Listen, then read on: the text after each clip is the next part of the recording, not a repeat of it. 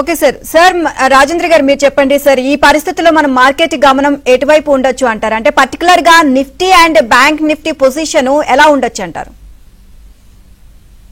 Nifty bank Nifty మనం చూస్తే అండి, లాస్ట్ వీక్ ఏదైతే జపాన్ లో ఒక బిగ్ సెల్ ఆఫ్ వచ్చినప్పుడు మనం కూడా ఒక లో ఫార్మేషన్ జరిగింది. సో టోటల్లీ మనకి టాప్ నుంచి చూస్తే కనుక అరౌండ్ 1200 పాయింట్స్ కరెక్ట్ అయ్యాం. 45,072 నుంచి 25,072 నుంచి 23,890 వరకు కరెక్ట్ అయింది. సో ఈ 1200 పాయింట్స్ లో ఏదైతే ఉందో జనరలీ గ్లోబల్ మార్కెట్స్ మొత్తం కూడా 100% రిట్రేస్ అవటం చేసాం, కరెక్ట్ పుల్ బ్యాక్ అవటం చేసాం. బట్ మన మార్కెట్స్ చూస్తే కనుక ఈవెన్ 50% కూడా పుల్ బ్యాక్ అవ్వలేకపోతుంది. సో దీన్ని బట్టి అర్థమైంది ఏంటి అంటే కనుక మనం ఇంకా కొంచెం టైం కరెక్షన్ లోకి వెళ్లే ఛాన్సెస్ ఉంది. సో ప్రైస్ ఎక్కువ పడపోయినా కూడా నిఫ్టీ ప్రాబ్లీ ఒక time correction maybe 1-2 weeks consolidation అయ్యే ఛాన్సెస్ కనపడుతుంది. బట్ ఓన్లీ థింగ్ ఏంటంటే 23,893 ఏదైతే లాస్ట్ వీక్ లో ఉందో ఒకవేళ అది కట్ అయింది అంటే కనుక 23,350 దాకా కూడా కిందకు వచ్చే ఛాన్సెస్ ఉంది. As of now up side కొద్దిగా క్యాప్ అయిందని చెప్పొచ్చు, ఎందుకంటే 24,540 అనేది 50% రిట్రేస్మెంట్ ఆఫ్ ద 1200 పాయింట్స్ గా ఇందాక అనుకున్నట్టు అక్కడ వస్తుంది అనమాట. సో 24,500 కింద ఉన్నంత కాలం కొద్దిగా బేర్స్ అప్పర్ హ్యాండ్ లో ఉంటారు. అట్ ద సేమ్ టైం 25,500 పైన 24,500 పైన 1-2 డేస్ డిసైసిబుల్ క్లోజ్ అవుతాయి కనుక మేబీ అక్కడి నుంచి బుల్స్ కి చాలా అనుకూలంగా ఉంటుందని చెప్పుకోవచ్చు. ఇక బ్యాంక్ నిఫ్టీ విషయానికి మనం వచ్చి చూస్తే కనుక లాస్ట్ వీక్ లో ఏదైతే ఉందో అది కూడా డెంట్ అవుట్ అని చూసాం ఈ వారం. సో లాస్ట్ వీక్ లో 49,659, ఇన్ఫాక్ట్ 49,654 ఈ వారంలో. Of course that 4-5 points consider చేయకపోయినప్పటికీ మేబీ ఇంకా లోవర్ వెళ్లే ఛాన్సెస్ మనకి బ్యాంక్ నిఫ్టీలో కనిపిస్తుంది. ఎందుకంటే అప్ సైడ్ అయితే డెఫినెట్లీ క్యాప్ అయింది. లాస్ట్ వీక్ ఏదైతే గ్యాప్ క్రియేట్ అయిందో 51,087, అంటే ఇక్కడ నుంచి క్లోజ్ టు అబౌట్ 800,000 పాయింట్స్ పైన వెరీ వెరీ బిగ్ రెసిస్టెన్స్ ఉంటుంది. అఫ్ కోర్స్ 49,650 కింద 1 or 2 డేస్ క్లోజ్ అయింది అంటే కనుక ఆల్మోస్ట్ 49,000 నుంచి 48,800 దాకా లెవెల్స్ ఓపెన్ అయిపోయే ఛాన్సెస్ ఉంటుంది టెక్నికలీ. సో రెండు ఇండస్ట్రీస్ కూడా buy on dip sell on rallies గానే పరిగణిస్తాం. అండ్ మేబీ 24,500 ఆ రేంజ్ లో వస్తే కనుక నిఫ్టీ షార్టింగ్ ఆపర్చునిటీ ఇస్తుంది యాజ్ ఆఫ్ నో. ఎందుకంటే ఎప్పుడు కూడా మనం స్టాప్ లాస్ నియర్ బై ఎక్కడ ఉంటే ఆ ట్రేడ్ తీసుకుంటే it's a good idea. And 23,900 ఆ లెవెల్ వస్తే కనుక 80-100 పాయింట్స్ తోటి లాంగ్ వెళ్ళి స్టాప్ లాస్ పెట్టుకుంటే that's a good idea.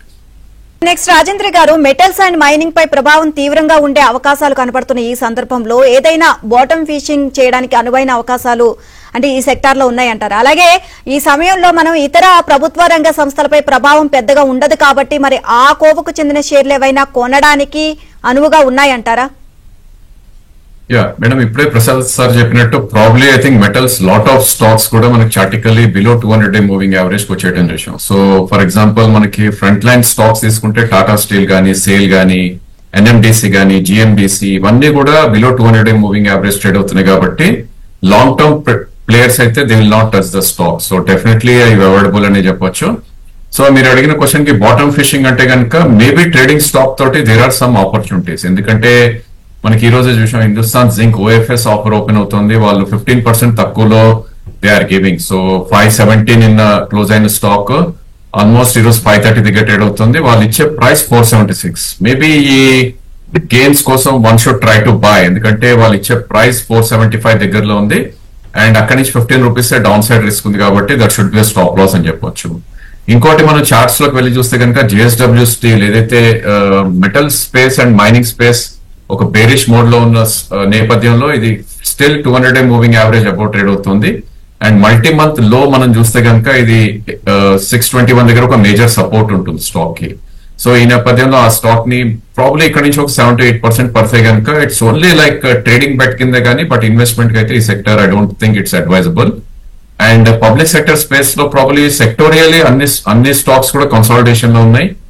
Maybe SJVN ఒకటి వి షుడ్ లుక్, ఎందుకంటే దానికి కూడా stop loss and support point near by ఉంది కాబట్టి ఆ స్టాక్ ని వాచ్ లిస్ట్ లో పెట్టి 140 current market price and 130 is a very very great support ఆ స్టాక్ కి.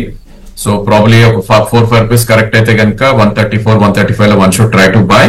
అండ్ 129 కింద స్ట్రిక్ట్ స్టాప్ లాస్ కూడా మస్ట్, ఎందుకంటే market is in consolidation and downward bias తో ఉంది కాబట్టి ఇన్ కేస్ మనం అనుకున్న డైరెక్షన్ కరెక్ట్ అయిందంటే కనుక 174 దాకా పొటెన్షియల్ ఉంది. So 5-6 rupees risk and 30-40 rupees reward ఉంది కాబట్టి as a trading bet Sutlej Jal Vidyut Nigam ని one should try to by.